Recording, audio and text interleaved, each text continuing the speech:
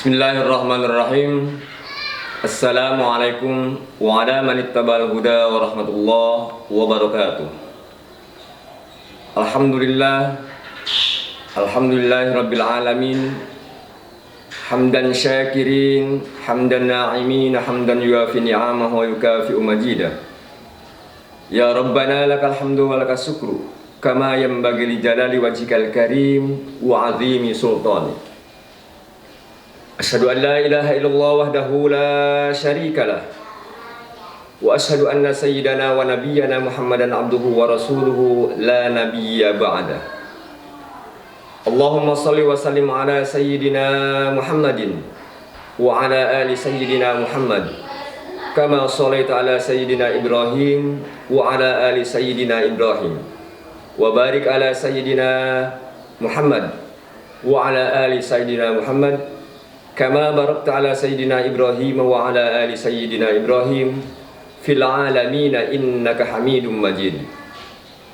La ilaha illa anta subhanaka inni kuntu minadh dhalimin. Fastajabna lahu wa najjaynahu minal ghammi wa kadzalika nunjil mu'minin. Wa qala ta'ala fil Qur'anil Karim, a'udzu billahi as-sami'il 'alim minasy syaithanir rajim. Bismillahirrahmanirrahim. Ya ayyuhalladzina amanu athi'ullaha wa athi'ur rasul wa ulil amri minkum. Wa qala hujjatul Islam al-Imam al-Ghazali fi Ihya Ulumuddin, ar-rijalu arba'atun rajulun yadri wa yadri annahu yadri fadzalika 'alimun fattabi'uh. Wa rajulun yadri wa la yadri annahu yadri fadzalika na'imun fa'iqadu. Wa rajulun la yadri wa yadri annahu la yadri fadzalika mustarsidun fa'arsidu. Wa rajulun yadri wa rajulun la yadri wa la yadri annahu la yadri fadzalika jahilun farfadu. Ma'asyiral muslimin rahimakumullah. Puji syukur mari kita panjatkan kehadirat Allah Subhanahu wa taala yang telah berkenan memberikan taufik hidayah serta inayah kepada kita semua, sehingga dengan lewat inayahnya dapat kita membuktikan apa yang telah dianjurkan oleh baginda Rasulullah sallallahu alaihi wasallam. Sehingga apa yang telah kita kerjakan, apa yang telah kita lakukan itu semata-mata kudrat dan iradah atau sebagai inayah dari Allah Subhanahu wa taala. Tanpa pertolongan dari Allah, hal yang mustahil kita tidak bisa apa-apa. La ilaha illallah, la mawjuda illallah. Apapun yang telah kita lakukan, apapun kejadian, baik itu manis ataupun pahit, itu adalah tidak keluar dari kudrat dan iradat Allah Subhanahu wa taala. Salawat beserta salamnya mari kita panjatkan, mari kita curahkan kepada pemimpin kita, di mana tanpa seorang pemimpin hidup dan kehidupan kita tak mungkin bisa berjalan baik. Seperti adanya kita melaksanakan aktivitas, segala apapun yang kita lakukan itu adalah karena ada suri tauladan, itu karena ada contoh, itu karena ada barometer. Tanpa ada contoh, tanpa ada barometer, hal yang mustahil kita bisa melaksanakan sesuatu. Apapun yang akan kita lakukan itu akan tidak bisa dilakukan. Dengan adanya baginda Rasulullah SAW sebagai pembela Islam, di mana adalah Rasulullah dilahirkan oleh Allah Subhanahu wa taala ke muka bumi ini, adalah merupakan uswah, merupakan contoh, merupakan barometer, bahkan merupakan generator bagaimana masyarakat Islam bisa membuktikan apa yang telah dianjurkan oleh Allah Subhanahu wa taala, maka diberi contoh oleh baginda Rasulullah sallallahu alaihi wasallam. Mudah-mudahan dengan kehadiran kita semua ini, kita diakui oleh Allah Subhanahu wa taala dan Rasulnya sebagai umat Rasulullah. Amin ya Allah ya rabbal alamin. Ma'asyiral muslimin rahimakumullah. Sesuai dengan apa yang telah tadi dibacakan di dalam Al-Quran, bahwa hidup dan kehidupan ini tetap di samping ada aturan, ada yang membuktikan aturan tersebut. Allah sudah menciptakan Al-Quranul Karim adalah sebagai way of life, sebagai undang-undang, sebagai pola hidup, sehingga hidup dan kehidupan manusia harus diatur oleh undang-undang, yaitu Al-Quran sebanyak 6.666 ayat, 114 surat. Itu adalah undang-undang hidup dan kehidupan agar kita selalu mengabdi kepada Allah Subhanahu wa Ta'ala. Jangan sekali-kali kita mengabdi kepada pengaruh, mengabdi kepada jabatan, mengabdi kepada apapun yang kita banggakan, tapi tetap kita harus mengabdi kepada Allah sebagai Khalik. Ma'asyiral muslimin rahimakumullah. Di dalam Al-Quran tadi dijelaskan ati'ullah wa ati'ur rasul wa ulil amri minkum. Orang yang telah mengakui sebagai orang Islam, di mana definition of religion daripada Islam itu al-Islam ay istislamu lillah fi amrihi wa nahyihi bahwal muslim. Yang dikatakan Islam yang sebenarnya itu bukan berarti hanya mengaku sebagai orang muslim, tapi tanpa realita, tanpa kenyataan, tanpa pembuktian, itu bukan Islam sesungguhnya. Di mana yang dikatakan orang Islam yang sebenarnya menurut Said Hawa dijelaskan di dalam kitab Said Hawa, di dalam kitab Al-Islam, al-istislamu lillah fi amrihi wa nahyihi bahwal muslim. Al-Islamu dinul mursalina wan nabiyina jami'a min laduni Adam hatta risalatil Muhammadiyatil lati biha khatamallahu ar-risalah. Wa qad akadallahu fil Qur'an hadzal makna taqidan taman fatakar ala lisaninu wa umirtu an akuna minal muslimin. Itu adalah hakikat daripada apa yang dikatakan seorang muslim. Wa umirtu an akuna minal muslimin. Orang yang beriman itu harus benar-benar siap untuk mentakwidkan diri, mentakwidkan harta, mentakwidkan pengaruh, mentakwidkan jabatan kepada Allah Subhanahu wa Ta'ala, karena semua itu adalah pemberian amanah dari Allah Subhanahu wa Ta'ala. Ma'asyiral muslimin rahimakumullah. Apa definisi daripada iman? Iman adalah i'tiqadun fil qalbi wa iqrarun bil lisani wa amalun bil arkan. Dari mulai meyakinkan bahwa Allah adalah sebagai pencipta, Allah sebagai pemelihara, Allah sebagai pembimbing. Tak ada hidup dan kehidupan kita hal yang mustahil kalau memang tidak diadakan oleh Allah Subhanahu wa Ta'ala. Yakinkan, iktikadkan di dalam hati bahwa Allah adalah sebagai pencipta, pemelihara serta pembimbing. Itu yang dikatakan iman. Tidak cukup hanya diiktikad saja, tapi wa iqrarun bil lisan, harus dikatakan dengan lewat lisannya. Asyhadu an la ilaha illallah wa asyhadu anna Muhammadar Rasulullah. La ilaha illallah, la majuda illallah, la ilaha illallah, la mabuda illallah, la ilaha illallah, la matluba illallah, la ilaha illallah, la maksuda illallah. Mampu lisan mengatakan apa yang telah Allah gambarkan di dalam Al-Quran. Yang ketiga yang dikatakan iman adalah tidak hanya cukup dengan meyakinkan dan mengatakan saja, tapi harus mampu bagaimana semua panca indera yang Allah amanatkan kepada kita mampu untuk bergerak untuk membuktikan Islam. Bukan hanya lisan yang harus membuktikan keislaman, bukan hanya tangan, tapi semua panca indera yang kita telah rasakan nikmatnya itu harus bergerak untuk menuju la ilaha illallah, la ma'buda illallah. Tanpa seperti itu, tangannya digerakkan bukan untuk ma'bud kepada Allah. Oke, lisannya bisa mengatakan sholawat, bisa mengatakan ayat apa yang diperintahkan oleh Allah, tapi tangannya tidak mampu untuk bergerak, kakinya tidak mampu untuk bergerak untuk membuktikan apa yang telah kita katakan, berarti tidak sesuai dengan apa yang telah kita ucapkan. Ingat, sehingga Allah Subhanahu wa Ta'ala telah menggambarkan lima taquluna ma la taf'alun. Kenapa kalian banyak bicara tapi kalian sendiri tidak mampu untuk membuktikan apa yang kalian bicarakan? Itu kebanyakan para kiai, para ustadz, wabil khusus saya sendiri. Al-Quran dibaca bahkan setiap saat. Sekarang bulan puasa hampir 30 juz terus-terusan kita baca Al-Quranul Karim. Tapi bagaimana untuk merealitakan Al-Quran? Jangankan 30 juz, satu ayat saja mungkin kita belum bisa.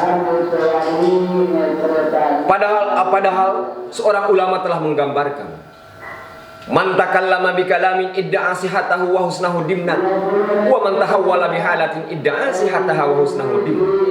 Barang siapa yang berbicara dan membenarkan akan bicara, mau atau tidak, dimnan harus tanggung jawab ketika dipinta pertanggungjawaban oleh Sang Khalik.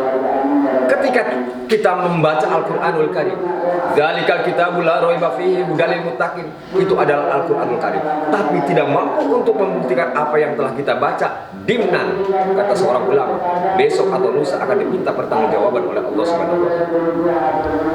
Wa man tahawwala bihalatin idda'a sihatahu mustahil. Barang siapa yang mempunyai sikap, mempunyai karakter, mempunyai perbuatan dan membenarkan apa yang kita lakukan, mau atau tidak harus tanggung jawab ketika berhadapan dengan Allah Subhanahu wa taala.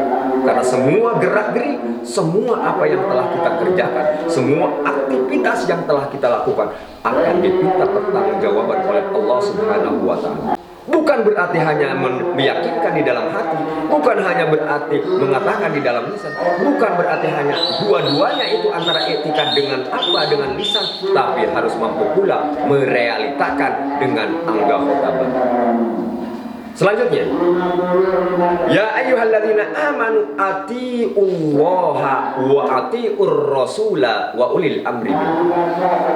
Dituntut ketika kita sudah beriman kepada Allah Subhanahu wa taala, maka atiullaha harus mengikuti apa yang telah dianjurkan oleh Allah, baik itu manis, baik itu pahit, atau apapun yang telah Allah perintahkan, maka itu harus siap untuk mentaati. Yang kedua, bukan hanya taat kepada Allah, tapi wa atiur rasulah, kita pun harus taat kepada Rasulullah. Karena tak mungkin kita bisa melaksanakan sholat, tak mungkin kita bisa melaksanakan segala aktivitas yang baik tanpa diberi suri tauladan, tanpa diberi contoh, tanpa diberi pola oleh baginda Rasulullah Sallallahu Alaihi Wasallam. Jangan sampai kita menjadikan satu seorang nabi atau menjadikan bahwa perbuatan dan tindakan kita itu atas kerja keras kita. Tidak bisa seperti itu. Sehebat apapun manusia mengabdi kepada Allah Subhanahu wa taala, kalau tidak didasari, tidak dibandingkan atau tidak ditambah untuk mengikuti Rasulullah, itu sama aja bohong iman kepada Allah. Bohong iman kepada Allahnya, karena tidak meyakinkan bahwa adanya baginda Rasulullah adalah sebagai suri tauladan. Tidak cukup hanya di situ, karena Rasulullah SAW sekarang sudah tidak ada. Para sahabat sudah tidak ada. Mau mengikuti bagaimana kita kepada Allah? Mau mengikuti bagaimana kita kepada Rasulullah? Rasulnya tidak ada. Maka kita pun dituntut oleh Allah Subhanahu wa taala, wa atiur rasula wa ulil amri minkum, maka kita wajib untuk mengikuti dan mentaati umaro minkum, di antara sekalian. Hati-hati dengan kata umar. Oke, umaro adalah pemimpin, umaro adalah pemerintah, umaro adalah ulama yang hidup dan kehidupannya harus siap hadiatan mahdiyatan, rela mengajak dan rela juga diajak, rela memberikan spirit dan rela juga ketika diberi spirit. Itulah adalah yang dikatakan umar. Tapi lihat bagaimana bejat moral seorang masyarakat, bagaimana hancurnya aina masyarakat, bagaimana kacau balaunya dunia. Bisa saja itu bukan karena masyarakatnya yang bejat moral, tapi justru itu karena pemerintahnya. Meyakinkan, dan saya yakin 100% bejat moral masyarakat bukan karena ulah masyarakatnya, tapi justru karena ulah pemimpinnya. Ingat, di dalam keterangan dijelaskan, lan tahlikar ra'iyah wa in kanat zalimatan musi'atan idza kanatul wulatu hadiyatan mahdiyah. Tidak mungkin akan bejat moral, tidak mungkin akan hancur, akan berantakan akidah dan keyakinan masyarakat kalau memang seorang pemimpinnya mempunyai sifat hadiyatan mahdiyatan, rela menuduhkan masyarakatnya dan rela dituduhkan ketika salah oleh masyarakatnya. Walakin tahlikur ra'iyah wa in kanat hadiyatan mahdiyatan idza kanatil wulatu zalimatan musiatan. Akan tetapi akan bejat moral masyarakat, akan hancur negara, akan hancur suatu kampung, akan hancur suatu lembaga, di mana sekalipun seorang masyarakatnya mempunyai sifat dolimatan musiatan, mempunyai sifat mempunyai sifat dolimatan musiatan, maka akan hancurlah, akan bejat moral masyarakat. Sekalipun masyarakat punya sifat yang baik, rela dituduhkan dan rela menuduhkan, maka akan bejat juga masyarakat semuanya kalau umaroknya, pemimpinnya dolimatan musiatan, mempunyai sifat dolim kepada dirinya dan mendolimi kepada masyarakat. Ma'asyiral muslimin rahimakumullah. Berarti kehebatan masyarakat itu tergantung di tangan seorang pemimpin. Kalau pemimpinnya tanggung jawab, bagaimana untuk membawa umat, bagaimana untuk membawa umat ke jalan siratal mustaqim, insya Allah, walaupun berantakan, walaupun hidup dan kehidupan masyarakatnya judi dan judi, mabuk dan mabuk, jinah dan jinah, tetap tidak akan hancur masyarakat kalau memang seorang pemimpinnya hadiatan mahdiatan, rela menuduhkan, rela mengajak, dan rela juga diajak oleh masyarakat ketika mereka salah. Ma'asyiral muslimin rahimakumullah. Sudah digambarkan oleh baginda Rasulullah sallallahu alaihi wasallam ini. Sayati 'alan nasi zamanun umara'u yakdzibuna wa yadzibun. Faman saddaqahum bikidbihim wa anahum ala dzulmihim falaysa minni wa lastu minni. Akan datang suatu zaman, suatu periode di mana dalam zaman tersebut, di periode tersebut, ada umaro, ada pemimpin, ada generator yang mempunyai dua sifat, yakdzibuna wa yadzibun. Mempunyai sifat bohong dan membohongkan kepada dirinya, membohongkan kepada masyarakatnya, wa dzulmihim, dan mempunyai sifat dolim kepada dirinya dan mendolimi masyarakatnya. Paman sodakuhum bikidbihim wa anahum ala dzulmihim falaysa minni wa lastu minni. Paman barang siapa di antara masyarakat, barang siapa di antara masyarakat sodakuhum bikidbihim, membenarkan akan kebohongan pemerintah, wa anahum ala dzulmihim, dan membantu menolong akan kedolimannya para pemerintah, para generator. Rasulullah sallallahu alaihi wasallam, "Walaysa minni walastu minhum." Aku, kata baginda Rasul, tidak mau aku sebagai pemimpin kalian, dan kalian pun bukan masyarakat aku, kata baginda Rasulullah. Ma'asyiral muslimin rahimakumullah. Sekarang studi banding. Bagaimana keterangan yang tadi yang telah digambarkan oleh baginda Rasulullah sallallahu alaihi wasallam? Apakah pemimpin yang ada yang kita akui sesuai dengan apa yang telah tadi digambarkan oleh hadis Rasulullah sallallahu alaihi wasallam? Atau memang keluar dari hadis tersebut? Apakah kita mempunyai pemimpin yang dolim, atau memang kita mempunyai pemimpin yang hadiatan mahdiatan? Kita tengok. Kita tadi dituntut oleh Allah Subhanahu wa Ta'ala untuk mengikuti dan mentaati Allah dan Rasulnya, juga mengikuti dan mentaati apa yang telah dianjurkan oleh pemerintah. Waktu-waktu sekarang COVID-19, aturan Allah Subhanahu wa Ta'ala jelas-jelas masjid adalah merupakan bukan hanya istana, tapi masjid adalah Baitullah. Itu bukan aturan pemerintah, itu bukan aturan siapa manusia, sehebat apapun manusia tidak bisa mengatur. Harus diatur oleh pemerintah, bagaimana tata cara masuk ke masjid, bagaimana tata cara sholat di masjid, bagaimana cara ngaji di masjid, bagaimana tata cara berjamaah di masjid. Tidak ada yang diatur oleh pemerintah, tidak ada. Itu aturan Allah dan Rasulnya. Dengan adanya COVID, masa masjid mau diatur oleh pemerintah? Dengan adanya masjid, masa sholat mau diatur oleh pemerintah? Udah jelas-jelas di dalam Al-Quran. Sopnya aja udah diatur oleh hadis, sopnya aja udah jelas-jelas diatur oleh ulama. Kok malah sop harus direnggangkan? Apakah kita harus taat kepada pemerintah yang bodoh, pemerintah yang tidak adil, kepada pemerintah yang dolim, atau memang kepada Allah? Kalau memang ini pemerintah dan Rasulnya bertolak belakang, masa kita harus mengikuti pemerintah? Berarti ikuti Rasulullah, ikuti Allah. Kata Rasul, sawu sufufakum fa inna taswiyata sufuf min tamami shalah. Salah satu kesempurnaan daripada berjamaah sholat itu harus benar-benar rapi. Jangankan rapi, ada yang sholat saja di masjid masih harus ada jarak berapa meter. Masih mendingan masjid ditutup, Jumatan tidak boleh. Itu bukan aturan pemerintah, bukan undang-undang.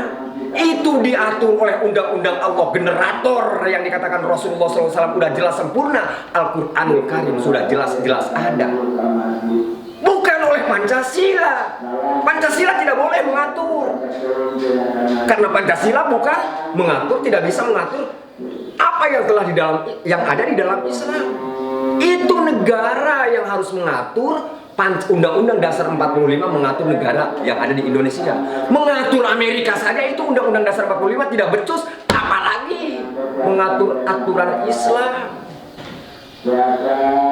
Saya kembalikan kepada jamaah, apakah pemerintah yang ada di depan kita itu sesuai dengan aturan Allah dan Rasulnya atau tidak? Silakan kalian menerima atau tidak, terserah kalian. Saya hanya bisa menyampaikan, Allah Subhanahu wa taala memberikan, mudah-mudahan memberikan taufik hidayah kepada kita semua. Amin ya Allah ya rabbal alamin. Usikum wa nafsi bitaqwah wa ta'atihi la'allakum tuflihun. Assalamualaikum warahmatullahi wabarakatuh.